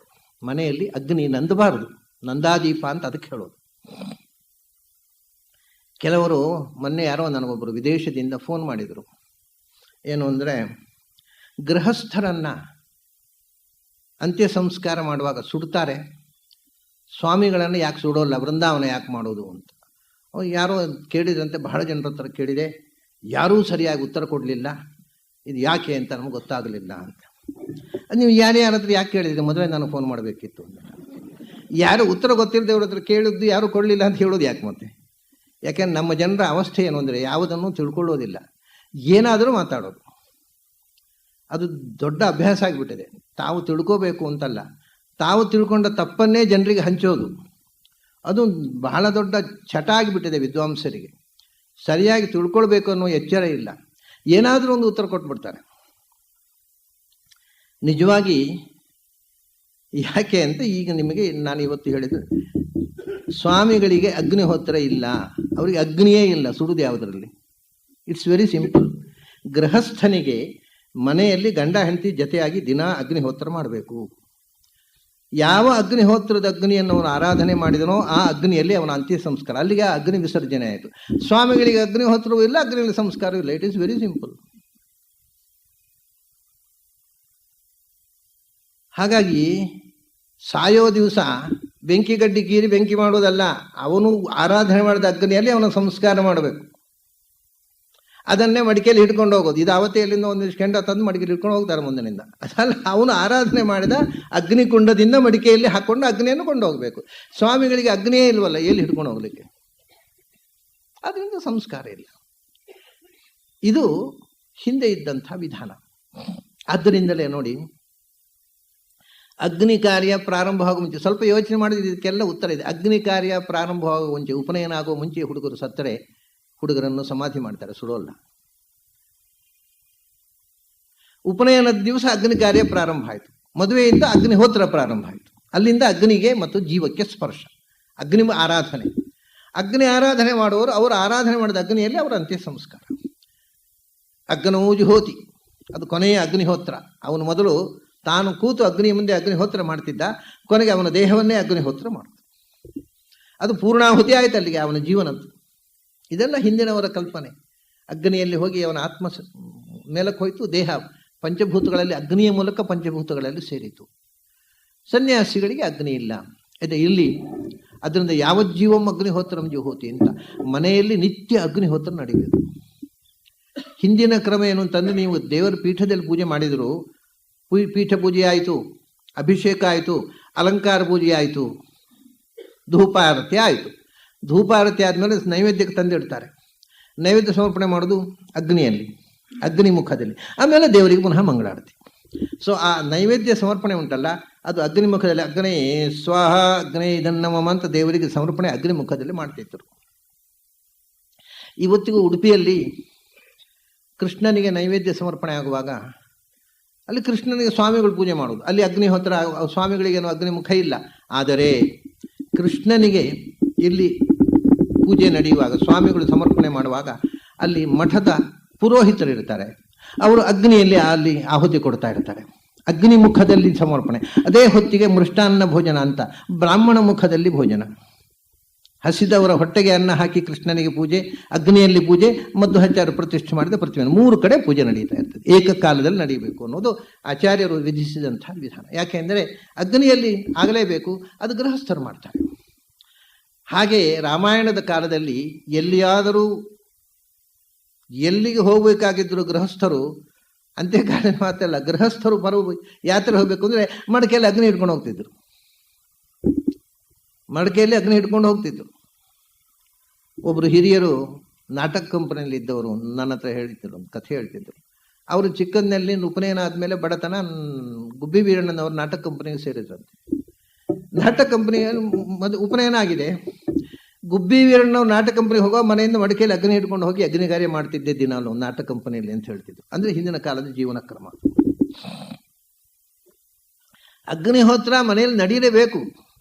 ಅದು ನಿತ್ಯ. ನೀವು ಗಾಯತ್ರಿ ಜಪದಷ್ಟೇ ಮುಖ್ಯವಾದ ಸಂಗತಿ. ಗಾಯತ್ರಿ ಜಪ ಅನ್ನೋದು ಐಚ್ಛಿಕ ಅಲ್ಲ, ಅಗ್ನಿಹೋತ್ರವು ಐಚ್ಛಿಕ ಅಲ್ಲ. ಯಾವ ಜೀವಂ ಬದುಕಿರುವಷ್ಟು ಕಾಲ ಅಗ್ನಿಹೋತ್ರ ಮಾಡಬೇಕು ಅಂತ ತೈತರೀಯ ಯಜುರ್ವೇದದಲ್ಲಿ ಈ ಮಾತು ಬರುತ್ತೆ. ಆದರೆ ಒಂದು ಅದಕ್ಕೆ ಅಪವಾದ ಆಯ್ತು. ನಾಗ್ನಿಹೋತ್ರಾಣಿ ಅಹೂಯಂತ ಅಂತ ವಾಲ್ಮೀಕಿ. ಈ ಮಾತಿನ ಅರ್ಥ ಗೊತ್ತಾಗಬೇಕಾದ್ರೆ ಇಷ್ಟು ವಿಷಯ ಗೊತ್ತ, ಅದಕ್ಕೋಸ್ಕರ ಇಷ್ಟು ವಿವರ ಕೊಟ್ಟೆ. ಯಾರ ಮನೆಯಲ್ಲೂ ಅವತ್ತು ಅಗ್ನಿಹೋತ್ರ ನಡೆಯಲಿಲ್ಲ ಅಂತ. ಅಂದರೆ ಎಷ್ಟು ದುಃಖ ಆಗಿರಬೇಕು. ಇವತ್ತು ನಾವು ಅಗ್ನಿಹೋತ್ರ ಮಾಡೋಲ್ಲ, ಕ್ರಿಯಾಲೋಪ ಆದರೂ ತೊಂದರೆ ಇಲ್ಲ. ರಾಮ ಅರಮನೆ ಅಯೋಧ್ಯೆ ಬಿಟ್ಟು ಕಾಡಿಗೆ ಹೋಗೋ ದಿವಸ ಏನು ಅಗ್ನಿಹೋತ್ರ? ಇವತ್ತು ದುಃಖಾಚರಣೆ, ಇವತ್ತು ಸೂತಕಾಚರಣೆ. ಹಾಗೆ ಅಗ್ನಿಹೋತ್ರ ಮಾಡಲಿಲ್ಲ ಅಂತ ಯಾರು. ನಾಗ್ನಿಹೋತ್ರಾಣಿ ಅಹೂಯಂತ, ಯಾರ ಮನೆಯಲ್ಲೂ ಅಗ್ನಿಹೋತ್ರ ಮಾಡಲಿಲ್ಲ ಅಂತ ಯಾರು. ಅಗ್ನಿಹೋತ್ರ ಮಾಡಲಿಲ್ಲ ಅಷ್ಟೇ ಇಲ್ಲ, ನಾಪಚನ್ ಗೃಹ ಮೇಧಿನಃ. ಆವತ್ತು ಏಕಾದಶಿ, ಇವತ್ತಿನ ಹಾಗೆ ಯಾರೂ ಅಡುಗೆ ಮಾಡಲಿಲ್ಲ ಮನೆಯಲ್ಲಿ. ನಾವು ಇವತ್ತು ಏಕಾದಶಿ ಅಡುಗೆ ಮಾಡ್ತೇವೆ, ಅವ್ರು ಏಕಾದಶಿ ಹೊರದಿದ್ರು ಗ್ರಾಮ ಇಲ್ಲದ ದಿವಸ ಏನು ಊಟ ಅಂತ ಉಪವಾಸ ಕೂತರಂತೆ ಊರಿನ ಜನ. ನಾಪಚನ್ನ ಗೃಹ ಮೇಧಿನಃ, ಯಾರ ಗೃಹಸ್ಥರ ಮನೆಯಲ್ಲೂ ಅಡುಗೆ ಆಗಲಿಲ್ಲ, ಯಾವ ಗೃಹಸ್ಥನೂ ಅಗ್ನಿಹೋತ್ರ ಮಾಡಲಿಲ್ಲ. ಇದು ಮನುಷ್ಯರ ಕಥೆ ಆಯಿತು. ರಾಮಚಂದ್ರನನ್ನು ಪ್ರೀತಿಸ್ತಾ ಇದ್ದದ್ದು ಮನುಷ್ಯರು ಮಾತ್ರ ಅಲ್ಲ, ಪ್ರಾಣಿಗಳು ಕೂಡ. ವ್ಯಸೃಜನ್ ಕಬಳಾನ್ ನಾಗಾಹ. ಅರಮನೆಯ ಆನೆಗಳಿಗೆ ಅನ್ನದ ಉಂಡೆ, ರಾಗಿ ಮುದ್ದೆ ಎಲ್ಲ ಬಾಯಿಗೆ ಹಾಕ್ತಾರೆ ಮಾವುತರು. ಇಷ್ಟಿಷ್ಟು ದೊಡ್ಡ ದೊಡ್ಡ ಉಂಡೆ ಮಾಡಿ ಅದನ್ನು ಕಬಳ ಅಂತಾರೆ ಆನೆಗಳ ಬಾಯಿಗೆ. ಅವು ಬಾಯಿಗೆ ಇಟ್ಟರೆ ಕೆಳಗೆ ಹಾಕಿಬಿಟ್ಟು ತಿನ್ನಲಿಲ್ಲ ಅಂತೆ. ರಾಮಚಂದ್ರ ಗಾಡಿ ಹೋಗ್ತಾನೆ, ಯಾರಿಗೆ ಬೇಕಾಗಿದೆ. ಆನೆಗಳು ಗೊಳೋ ಅಂತ ಕಣ್ಣೀರು ಸುರಿಸಿದವಂತೆ, ಬಾಯಿಗೆ ತುತ್ತಿಟ್ಟರೆ ಕೆಳಗೆ ಹಾಕಿಬಿಟ್ಟವಂತೆ, ತಿನ್ನಲಿಲ್ಲ ಆನೆಗಳು ಆಹಾರ. ವ್ಯಸೃಜನ್ ಕಬಳಾನ್ ನಾಗಾಹ ಗಾವಹ ವತ್ಸಾನ್ ನಪಾಯನ್. ಕರು ಬಿಟ್ರೆ ದನಗಳು ಹಾಲು ಇಳಿಸಲೇ ಇಲ್ಲ ಅಂತ ಕೆಚ್ಚಲಿನಲ್ಲಿ. ರಾಮಚಂದ್ರ ಕಾಡಿಗೆ ಹೋಗ್ತಾನೆ. ಅಂದರೆ ಪ್ರಾಣಿ ಮಾತ್ರದ ಸ್ಪಂದನೆ ಇದು. ಭಗವಂತ ಕಾಡಿಗೆ ಹೋಗ್ತಾನೆ ಅಂತನ್ನುವಾಗ ಪ್ರಾಣಿಗಳಿಗೂ ನೋವಾಯಿತು, ದುಃಖಪಟ್ಟವನು. ಬರೇ ಮನುಷ್ಯರಲ್ಲ, ಮನುಷ್ಯರಿಗಿಂತ ಹೆಚ್ಚು ದುಃಖ ಪಡುವುದು ಪ್ರಾಣಿಗಳೇ. ಯಾಕೆಂದ್ರೆ ಪ್ರಾಣಿಗಳಿಗೆ ಇರುವಷ್ಟು ಹೃದಯವಂತಿಕೆ ಮನುಷ್ಯರಿಗೆ ಎಲ್ಲಿ ಉಂಟ್ರಿ? ಮನೆಯಲ್ಲಿ ಯಜಮಾನನಿಗೆ ಕಷ್ಟ ಆದರೆ ನಾಯಿಗಳು ಎಷ್ಟು ವಿಲಿವಿಲಿ ಒದ್ದಾಡ್ತವೆ, ಮನೆಯವರಿಗಿಂತ ಹೆಚ್ಚು ಕಷ್ಟಪಡ್ತವೆ ಅವು. ಯಜಮಾನಿಗೆ ದುಃಖ ಆಯಿತು ಅಂತ ಹೋಗ್ಲಿ, ನಾಯಿಗಳು ಬಿಡಿ. ನಿಮ್ಮ ಮನೆ ಎದುರು ತುಳಸಿ ಕಟ್ಟೆ ಇರುತ್ತೆ, ತುಳಸಿ ಗಿಡ ಇರುತ್ತೆ. ಯಜಮಾನ ಎಲ್ಲೋ ಪೇಟೆಗೆ ಹೋಗಿ ಜಾರಿ ಬಿದ್ದ ಅಂತ ಇಟ್ಕೊಳ್ಳಿ, ಮನೆಯವರಿಗೆ ಫೋನ್ ಬರೋ ತನಕ ಗೊತ್ತಾಗೋಲ್ಲ. ಅವನು ಬಿದ್ದ ಕ್ಷಣದಿಂದ ಆ ಗಿಡದ ನೀವು ಯಂತ್ರದಲ್ಲಿ ನೋಡಿ ದುಃಖದ ವೈಬ್ರೇಷನ್ ಕೊಳ್ಳಿಸಿ ಮಾಡ್ತಾನೆ, ನಮ್ಮ ಯಜಮಾನ ಜಾರಿ ಬಿದ್ದ. ನಮ್ಮನ್ನು ಸಾಕುವ ಯಜಮಾನ ಅಂತ ಗಿಡಗಳಿಗೆ ಕೂಡ ಅಷ್ಟು ಅಭಿಮಾನ, ಪ್ರೀತಿ ಇರುತ್ತೆ ಒಳಗಿಂದ. ಪ್ರೀತಿಸಿದವರನ್ನ ಪ್ರೀತಿಸಬೇಕು ಅನ್ನೋದು ಪ್ರಾಣಿಗಳ ವನಸ್ಪತಿಗಳ ಧರ್ಮ. ಪ್ರೀತಿಸಿದವರಿಗೆ ಟೊಪ್ಪಿ ಹಾಕಬೇಕು ಅನ್ನೋದು ಮನುಷ್ಯ ಧರ್ಮ. ಅವನು ಯಾಕಂದ್ರೆ ಪ್ರೀತಿಸದೇ ಇದ್ದವರನ್ನು ಮೋಸ ಮಾಡಲಿಕ್ಕೆ ಅವನು ಸಿಗೋದು ನಮ್ಮ ಕೈಗೆ ಸಿಗೋದು ನಾವು ಪ್ರೀತಿಸಿದವರೇ ಮೋಸ, ಅವರಿಗೆ ಮೋಸ ಮಾಡೋದು. ಪ್ರೀತಿಯ ನಾಟಕ ಮಾಡಿ ಮೋಸ ಮಾಡಲಿಕ್ಕೆ ಗೊತ್ತಿರೋದು ಮನುಷ್ಯನಿಗೆ ಮಾತ್ರ, ಪ್ರಾಣಿಗಳು ಮಾಡೋಲ್ಲ. ಋಷಿಗಳು ಕಾಡಿನಲ್ಲಿರುವಾಗ ಹುಲಿ ದನ ಒಟ್ಟಿಗೆ ಆಶ್ರಮದಲ್ಲಿ ಇದ್ದವಂತಲ್ಲಿಂದ ವರ್ಣನೆ ಬರುತ್ತಲ್ಲ, ಅದು ವರ್ಣನೆ ಅಲ್ಲ, ಸ್ವಭಾವೋಕ್ತಿ. ನೀವು ಪ್ರೀತಿಸಿದರೆ ಪ್ರಾಣಿಗಳು ಪ್ರೀತಿಸ್ತೇವೆ ನಮ್ಮನ್ನು. ಅವು ಏನೂ ಮಾಡೋಲ್ಲ. ಹುಲಿಗಳು ನಮ್ಮ ಮೇಲೆ ಹಾರೋದು ಯಾಕೆ ಗೊತ್ತುಂಟ? ಹೆದರಿ, ದ್ವೇಷದಿಂದ ಅಲ್ಲ. ನಮ್ಮಿಂದ ಎಲ್ಲಿ ಅಪಾಯ ಆಗುತ್ತೋ ಅಂತ ಹೆದರಿ ಅವು ನಮ್ಮ ಮೇಲೆ ಹಾರೋದು. ಅವನಿಂದ ಅಪಾಯ ಆಗುತ್ತೆ ಹೆದರಿ ನಾವು ಓಡೋದು. ಇದು ಭಯ ಹೊರತು ದ್ವೇಷ ಅಲ್ಲ. ಪ್ರೀತಿ, ಮನುಷ್ಯನ ಮೇಲೆ ದ್ವೇಷ ಇಲ್ಲ ಪ್ರಾಣಿಗಳಿಗೆ. ನೀವು ಅದರ ಬದಲು ಅವುಗಳನ್ನು ಪ್ರೀತಿಸ್ತೇವೆ ಅಂತ ಅನ್ನೋದನ್ನು ನಿಮ್ಮ ಕಣ್ಣಿನಿಂದ ಪ್ರೀತಿಯ ಸಂಕೇತ ಕಳಿಸಿ. ಕಷ್ಟ ಅದು ನೋಡಿದ ಕೂಡಲೇ ನಮಗೆ ಭಯದ ಸಂಕೇತವೇ ಬರೋದು, ಪ್ರೀತಿಯ ಸಂಕೇತ ಬರೋಲ್ಲ. ನಿಮಗೆ ಸಾಧ್ಯ ಆದರೆ ಪ್ರೀತಿಯ ಸಂಕೇತ ಕಳಿಸಿ. ಹುಲಿ ಬಾಲ ಆಡಿಸಿಕೊಂಡು ನಿಮ್ಮ ಹತ್ರ ಮೈ ನಕ್ಕುತ್ತಾ ನಿಲ್ಲುತ್ತೆ. ಪ್ರೀತಿಸಿದರೆ ಏನೂ ಮಾಡೋದಿಲ್ಲ ಯಾವ ಪ್ರಾಣಿಯು. ನಾಗರ ಹಾವು, ನಮ್ಮ ಪರಿಚಯದೊಬ್ಬರು ಸಾಧಕರು ಇದ್ದರು, ಅವರು ಹೇಳ್ತಿದ್ರು, ಆಚಾರ್ಯರೇ, ನಾಗರ ಹಾವನ್ನು ಹಾಸಿಗೆಯಲ್ಲಿ ಪಕ್ಕದಲ್ಲೇ ಮಲಗಿಸಿಕೊಂಡು ಮಲಗಿದೆ, ಏನೂ ಮಾಡಿಲ್ಲ, ನಾನು ಪ್ರೀತಿಸಿದೆ ಅದನ್ನು, ಅದು ನನ್ನನ್ನು ಪ್ರೀತಿಸಿತು. It is possible. ಅಂದರೆ ನಾವು ಪ್ರೀತಿಸುವುದು ಅವಳಿಗೆ ಗೊತ್ತಾಗಬೇಕು. ನಮಗೇನು ಹಾಗೆ ನಾಗರ ಇದ್ದ ಕೂಡಲೇ ಅಯ್ಯೋ ಎಲ್ಲಿ ಕಚ್ಚುತ್ತೆ, ಏನು ಪ್ರೀತಿ, ಭಯ ಶುರುವಾಯಿತು. ಭಯ ಶುರುವಾದ ಕೂಡಲೇ ನಮ್ಮ ಮನಸ್ಸಿನ ಭಯದ ವೈಬ್ರೇಷನ್ಸ್ ಅವುಗಳಿತಾಗುತ್ತೆ, ಅವು ಕೂಡ ನಮ್ಮನ್ನು ನೋಡಿ ಹೆದರುತ್ತಾರೆ. ನೀವು ಪ್ರೀತಿ ಕಳಿಸಿದರೆ ಅವಕ್ಕೆ ಆ ವೈಬ್ರೇಷನ್ ತಟ್ಟಿದರೆ ಅವು ಪ್ರೀತಿಸ್ತವೆ. ಪ್ರಾಣಿಗಳು ಬಹಳ. ನಾನು ಒಂದು ಚಿಕ್ಕವನಿದ್ದಾಗ, ಚಿಕ್ಕ ವಯಸ್ಸಿನಲ್ಲಿ ಒಂದು ಹುಲಿ ಮರಿಯನ್ನು ಸಾಕಿದ್ದೆ. ನನಗೆ ಅವಾಗ ಗೊತ್ತಾದ್ದು ಪ್ರಾಣಿಗಳ ಪ್ರೀತಿ. ಹುಲಿ ಮರಿಯನ್ನು ಸಾಕ್ತಿದ್ದೆ. ಅದನ್ನು ನಾನು ನನ್ನ ಬ್ಯಾಗಿನಲ್ಲಿ ಇಟ್ಕೊಂಡು ಉಡುಪಿ ಡಿಗ್ರಿಯಲ್ಲಿ ಹೋಗ್ತಿದ್ದೆ. ಹೋಗೋ ಬ್ಯಾಗಿನಲ್ಲಿ ಬೆಕ್ಕಿನ ಮರಿ ಇದ್ದ ಹಾಗೆ ನನ್ನ ಬ್ಯಾಗಿನಲ್ಲಿ ಇಟ್ಕೊಂಡು ಹೋಗ್ತಿದ್ದೆ, ಓಡಾಡ್ತಿದ್ದೆ. ಭಾಳ ಖುಷಿ. ನಮ್ಮ ಮಕ್ಕಳೊಟ್ಟಿಗೆ ಮಲಗ್ತಿತ್ತು, ಮಕ್ಕಳೊಟ್ಟಿಗೆ ಊಟ ಮಾಡೋದು. ಬೆಕ್ಕು ದೊಡ್ಡ ಗಾತ್ರದ ಬೆಕ್ಕಿದ್ದ ಹಾಗೆ ಬಹಳ ಆನಂದವಾಗಿ ಓಡಾಡ್ತಿತ್ತು ನಮ್ಮ ಮನೆಯಲ್ಲಿ. ನೋಡಿ ನನ್ನ ಮೂರ್ಖತನ ಬೆಳೀತದು. ಸುಮಾರು ಎತ್ತರ ಆದಾಗ ನನಗೊಂದು ಸ್ವಲ್ಪ ಭಯ ಶುರುವಾಯಿತು. ಇನ್ನೆಲ್ಲಾರು ಮಕ್ಕಳನ್ನು ಕಚ್ಚಿಬಿಟ್ರೆ, ಅವು ಪ್ರೀತಿಯಿಂದ ಕಚ್ಚೋದು, ಇವು ಚರ್ಮ ಕಿತ್ತು ಬರುತ್ತಲ್ಲ, ಪ್ರೀತಿಯಿಂದ ಕಚ್ಚಿದ್ರು. ಇನ್ನು ಮಕ್ಕಳನ್ನು ಏನು ಇವುಗಳನ್ನು ಹೇಗೆ ಟೇಮ್ ಮಾಡೋದು, ಇದು ಕಷ್ಟ ಅಂತ ಹೇಳಿ ಯಾರಿಗಾರು ಕೊಟ್ಟು ಬಿಡುವ, ಬೇಡ ಅಂತ ಕಂಡಿತ್ತು ನನಗೆ. ಬೆಳೆದ ಮೇಲೆ ಸಾಕುವುದು ಕಷ್ಟ, ಅವುಗಳನ್ನ ಅವಳಿಗೆ ಭಾಷೆ ಕಲಿಸು, ಇದೆಲ್ಲ ನಮ್ಮಿಂದ ಎಲ್ಲಿ ಆಗತ್ತೆ, ಎಲ್ಲಿ ನಾಳೆ ಅಪಾಯ, ರಗಳೆ ಬೇಡ ಅಂತ ಯಾರಿಗಾರು ಕೊಟ್ಟು ಬಿಡುವ ಅಂತ. ಅವಾಗ ಪುತ್ತೂರು ಕಡೆ ಕಾಡಿನ ಪಕ್ಕದಲ್ಲಿ ಒಂದು ಹಳ್ಳಿಯವರು ಹೇಳಿದರು, ನಮ್ಮಲ್ಲಿ ಕಾಡಿದೆ, ಏನಾದ್ರು ತೊಂದರೆ ನಾವು ಕಾಡಿಗೆ ಬಿಡುತ್ತೇವೆ, ನಾವು ಸಾಕ್ತೇವೆ, ನಮ್ಗೆ ಕೊಡಿ. ನಾನು ಆರಾಮಾಗಿ ಕೊಟ್ಬಿಟ್ಟೆ ಅವರಿಗೆ ಆ ಹುಲಿ ಮರಿಯನ್ನು. ಭಾಳ 2-3 ತಿಂಗಳು ಅವ್ರು ಮತ್ತೆ ಬರಲಿಲ್ಲ ನಮ್ಮಲ್ಲಿಗೆ. 2-3 ತಿಂಗಳಾದ್ಮೇಲೆ ಬಂದರು. ಬಂದಾಗ ಹೇಗುಂಟ್ರಿ ಹುಲಿ ಮರಿ ಅಂತ ಕೇಳಿದೆ. ಅಯ್ಯೋ ಆಚಾರ್ಯ, ಅದರ ಕಥೆ ಕೇಳಿಬೇಡಿ, ಏನು ನೀವು ಕೊಟ್ಟು ಬಿಟ್ರಿ ಅಲ್ಲ, ಯಜಮಾನ ನನ್ನನ್ನು ಕಳಿಸಿಬಿಟ್ಟ ಅಂತ ದುಃಖದಿಂದ ನಮ್ಮ ಮನೆಯಲ್ಲಿ ಆಹಾರವೇ ತಗೊಳ್ಳಿಲ್ಲ, ಉಪವಾಸವಿದ್ದು ಸತ್ತು ಹೋಯ್ತು. ಎಂಥ ತಪ್ಪು ಮಾಡಿಬಿಟ್ಟೆ ನಾನು, ಅದರ ಪ್ರೀತಿಯನ್ನು ಅರ್ಥ ಮಾಡಿಕೊಳ್ಳಿಲ್ಲ ನಾನು. ಅದು ಅಪಾಯ ಆದೀತು ಅಂತ ಯೋಚಿಸದೆ ಹೊರತು ಅದು ಪ್ರೀತಿಸುತ್ತೆ ಅಂತ ನನಗೆ ಯೋಚನೆ ಬರಲಿಲ್ಲ. ನಾನು ಹೇಳಿದೆ, ಅದು ಉಪವಾಸ ಕೂತಾಗಾದರೂ ನೀವು ತಂದು ಕೊಡಬಾರ್ದಿತ್ತ ನನಗೆ, ಅದು ಸತ್ತ ಮೇಲೆ ಸುದ್ದಿ ಹೇಳ್ತೀರಲ್ಲ ಅಂತ. ಅದು ಆಹಾರ ಬಿಟ್ಟು ಸತ್ತಿತ್ತು ನೋಡಿ. ಇದು ಪ್ರೀತಿ. ಪ್ರಾಣಿಗಳು ರಾಮಚಂದ್ರನಿಗಲ್ಲ, ನಾನು ಕಳಿಸಿಕೊಟ್ಟಾಗ ಉಪವಾಸ ಬಿದ್ದು ಸತ್ತಿತ್ತು, ರಾಮಚಂದ್ರ ಹೋಗಿ ಉಪವಾಸ ಬಿಡುದು ಏನು ದೊಡ್ಡ ಮಾತು. ಅದನ್ನ ವ್ಯಸೃಜನ್ನ ಕಬಳಾನ್ನು ನಾಗಾಹ, ಆನೆಗಳು ತುತ್ತು ಇಟ್ಟರೆ ಬಾಯಲ್ಲಿ ತುತ್ತು ತಿನ್ನಲಿಲ್ಲ. ಗಾವಹ ವತ್ಸಾನ್ನನ ಪಾಯಿಯನ್ನು, ದನಗಳು ಹಾಲು ಇಳಿಸಲೇ ಇಲ್ಲ ಕೆಚ್ಚಲಿನಲ್ಲಿ ಕರುಗಳಿಗೆ ಮತ್ತು ಮನೆಯಲ್ಲಿ ಹಾಲು ಕರೆಯುವ ಅಂತಂದ್ರೆ. ಎಲ್ಲಕ್ಕಿಂತ ಅದ್ಭುತವಾದ ಒಂದು ಮಾತು ಹೇಳ್ತಾರೆ. ಆ ಮಾತಿನ ಜೊತೆಗೆ ಇವತ್ತಿನ ಚಿಂತನೆ ಮುಕ್ತಾಯದಲ್ಲಿ ಒಂದು ಬಹಳ ಅದ್ಭುತವಾದ ಒಂದು ಶ್ಲೋಕ. ಅಂದ್ರೆ ರಾಮನ ವ್ಯಕ್ತಿತ್ವವನ್ನು ಒಂದು ಅರ್ಧ ಶ್ಲೋಕದಲ್ಲಿ ಇಡೀ ರಾಮನ ವ್ಯಕ್ತಿತ್ವವನ್ನು ಹೇಗೆ ನಮ್ಮ ಮುಂದೆ ಇಡ್ತಾರೆ, ವಾಲ್ಮೀಕಿಗೆ ಮಾತ್ರ ಸಾಧ್ಯ. ಇಷ್ಟು ಚಿಕ್ಕ ಮಾತಿನಲ್ಲಿ ಒಂದು ವ್ಯಕ್ತಿತ್ವವನ್ನು ಕಳೆದಿಡುವಂಥದ್ದು. ಪುತ್ರಂ ಪ್ರಥಮಜಂ ದೃಷ್ಟ ಜನನೀ ನಭ್ಯನಂದತ. ಒಂದು ವಿಚಿತ್ರವಾದ ಸಂಗತಿ ಹೇಳ್ತಾರೆ ಈ ಅರ್ಧ ಶ್ಲೋಕದಲ್ಲಿ. ಒಂದು ದೊಡ್ಡ ಕಥೆ ಇದೆ, ಒಂದು ಸಣ್ಣ ಕಥೆ ಬರಿಬೋದು ಇದರಲ್ಲಿ ನೀವು. ಈ ಒಂದು ಲೈನ್ ಸಿಕ್ಕಿದರೆ ಮಾಸ್ತಿ ಅಂಥವರು ಒಂದು ದೊಡ್ಡ ಕಥೆ ಬರಿಬೋದು. ಏನು ಅಂದರೆ, ಆ ಅಯೋಧ್ಯೆಯಲ್ಲಿ ಅರಮನೆಯಿಂದ ಹೋಗತಕ್ಕ ಅಯೋಧ್ಯೆಯ ಪೇಟೆಯ ಮಧ್ಯದಲ್ಲಿ ಒಂದು ಮನೆ, ರಾಜಬೀದಿಯಲ್ಲಿ ಒಂದು ಮನೆ. ಆ ರಾಜಬೀದಿಯಲ್ಲೇ ರಾಮಚಂದ್ರ ಹೊರಟು ಹೋಗಬೇಕು ಕಾಡಿಗೆ. ಅಂಥ ಜಾಗದಲ್ಲಿ ಒಂದು ಅಯೋಧ್ಯೆಯ ಪ್ರಜೆ ಒಬ್ಬನ ಮನೆ. ಅವನಿಗೆ ಮದುವೆಯಾಗಿ ಬಹಳ ವರ್ಷ ಆಗಿತ್ತು, ಗಂಡ ಹೆಂಡತಿಗೆ ಮಕ್ಕಳಾಗಿರಲಿಲ್ಲ. ಇದೆಲ್ಲ ಹೇಳೋದಿಲ್ಲ, ಆ ಶ್ಲೋಕದಿಂದ ಈ ಕಥೆಯನ್ನು ನೀವು ಕಲ್ಪಿಸಿಕೊಳ್ಬೇಕು. ಇದು ವಾಲ್ಮೀಕಿಯ ಮೌನ. ಈ ಮೌನದಲ್ಲಿ ಅದರಲ್ಲಿ ಹೇಳುವಂಥ ವಿಷಯ ಮತ್ತೆ ಹೇಳ್ತೇನೆ. ಮದುವೆಯಾಗಿ ಬಹಳ ವರ್ಷ ಮಕ್ಕಳಾಗಿರಲಿಲ್ಲ.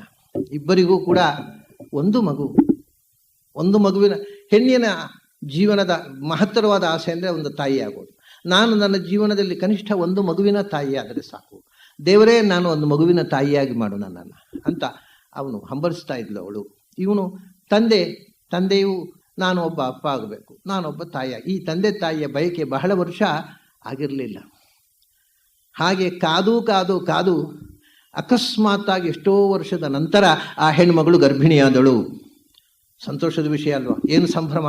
ಯಾಕೆಂದರೆ ಈ ಜನ್ಮದಲ್ಲಿ ಸಂತಾನ ಉಂಟೋ ಇಲ್ಲವೋ, ಮದುವೆಯಾಗಿ 6 ವರ್ಷ ಆಯಿತು, 8 ವರ್ಷ ಆಯಿತು, 10 ವರ್ಷ ಆಯಿತು, ಇನ್ನೂ ಮಕ್ಕಳಾಗಲಿ, ಹೀಗೆ ದುಃಖಿಸ್ತಾ ಇದ್ದಾಗ ಒಮ್ಮಿಂದ ಮೇಲೆ ಅವಳು ಗರ್ಭಿಣಿ ಆದ್ಲು ಅಂದರೆ ಆ ತಂದೆ ತಾಯಿಗೆ ಸಂತೋಷ ಏನು, ಮುಂದೆ ಆಗುವ ಮಗುವಿನ ಬಗ್ಗೆ ಅವರು ಕನಸು ಕಾಣಲಿಕ್ಕೆ ಪ್ರಾರಂಭ ಮಾಡಿದರು.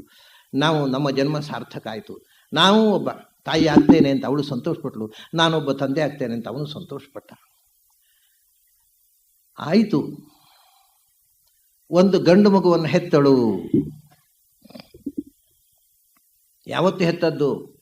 ಯಾವ ದಿವಸ ರಾಮ ಕಾಡಿಗೆ ಹೊರಟ ಅವತ್ತು ಆ ಮಗು ಹುಟ್ಟಿತು. ಇಷ್ಟು ಕಥೆ ವಾಲ್ಮೀಕಿ ಹೇಳೋದಿಲ್ಲ. ಇಷ್ಟು ಕಥೆ ನಂತರ ಏನು? ಪುತ್ರಂ ಪ್ರಥಮಜಂ ದೃಷ್ಟ ಜನನೀ ಅಭ್ಯನಂದತ ಅಂತ. ತಾಯಿ ಹಂಬಲಿಸಿ ಹುಟ್ಟಿದ ಮಗು ಹೆಮ್ಮೆ ಪಡಬೇಕಾಗಿತ್ತು. ಆದರೆ ಆ ಮಗುವನ್ನು ನೋಡಿ ದರಿದ್ರ, ಈ ಮಗು ಹುಟ್ಟಿದ ಕ್ಷಣದಲ್ಲಿ ನನ್ನ ರಾಮ ಕಾಡಿಗೆ ಹೋದ ಅಂತ ಹೇಳಿ ಅತ್ತಳು ಅಂತ. ಹಾಗಾದ್ರೆ ಆ ಮಗುವಿಗಿಂತ ರಾಮ ಮುಖ್ಯ ಆದ ಅವಳಿಗೆ. ನನ್ನ ರಾಮ ಈ ಮಗು ಹುಟ್ಟಿದ ಗಳಿಗೆಯಲ್ಲಿ ನನ್ನ ರಾಮ ಕಾಡಿಗೆ ಹೋದ. ಯಾವ ಕೆಟ್ಟ ಗಳಿಗೆಯಲ್ಲಿ ಯಾಕೆ ಹುಟ್ಟಿತೋ ಈ ಮಗು ಅಂತ ಮಗುವಿಗೆ ಶಾಪ ಹಾಕಿದಳು. ಏನು ಅದ್ಭುತ ನೋಡಿ. ಆ ತಾಯಿ ಸಂಭ್ರಮ ಪಡಬೇಕಾಗಿತ್ತು ತಾಯಿತನಕ್ಕಾಗಿ. ಆದರೆ ರಾಮನನ್ನು ಕಳ್ಕೊಂಡ ದುಃಖದಲ್ಲಿ ಆ ಮಗುವಿಗೆ ಶಾಪ ಹಾಕಿದ್ರಂತೆ. ಇದು ಹುಟ್ಟಿದ ಗಳಿಗೆಯಲ್ಲಿ ನನ್ನ ರಾಮ ಕಾಡಿಗೆ ಹೋದ. ಏನ್ ದರಿದ್ರ, ಯಾವ ಗಳಿಗೆಯಲ್ಲಿ ಹುಟ್ಟಿತಿದ್ದು, ಯಾಕೆ ಹುಟ್ಟಿತು ಈ ಕೆಟ್ಟ ಗಳಿಗೆಯಲ್ಲಿ? ಇಷ್ಟು ಜನಪ್ರಿಯ ರಾಮ. ಇನ್ನು ಯಾವ ರೀತಿ ಅರ್ಧ ಶ್ಲೋಕದಲ್ಲಿ ಇದಕ್ಕಿಂತ ಚಂದ ಹೇಳಿಕ್ಕೆ ಬರುತ್ತಾ ಜನಪ್ರಿಯತೆಯನ್ನ? ಒಬ್ಬ ತಾಯಿ ತಾನು ಹೆತ್ತ ಮಗುವನ್ನ, ಅಪರೂಪದಲ್ಲಿ ಬಯಸಿ ಪಡೆದ ಮಗುವನ್ನ ಶಾಪ ಹಾಕಿದಳು. ಯಾಕೆ? ರಾಮ ಕಾಡಿಗೆ ಹೋದ.